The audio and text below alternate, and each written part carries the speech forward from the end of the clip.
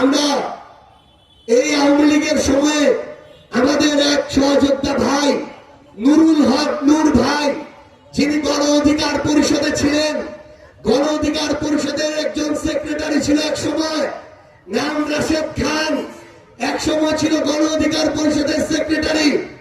এখন 90% বিএনপি আর 10% হচ্ছে নুরুল হক নূরের সেক্রেটারি।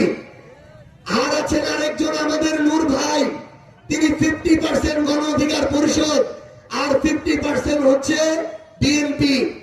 এই দুইটা মানুষকে আমরা সেই আওয়ামী লীগের সময় সংস্কারের পক্ষে কথা বলতে দেখেছিলাম, অত্যাচার সহ্য করতে দেখেছি, আন্দোলনে দেখেছি, 18 কোটা আন্দোলনে দেখেছি।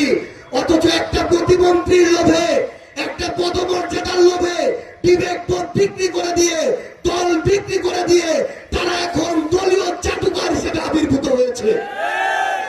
এরকম আরেকটা লোক ছিল, দলের নাম গণসংহতি আন্দোলন, নাম জোনায়েদ সাকি, যার মুখে প্রথম আমরা সংস্কারের কথা শুনেছি, সংবিধান পুনর্লিখনের কথা শুনেছি, বাংলাদেশের রাষ্ট্র কাঠামো সংস্কারের কথা শুনেছি।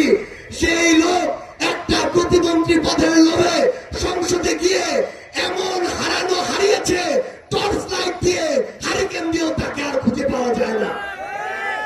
এই হচ্ছে আমাদের বড় বড় সংস্কারবিদ, এই হচ্ছে আমাদের পুরাতন আন্দোলনের এক একজন লড়াকু সৈনিক।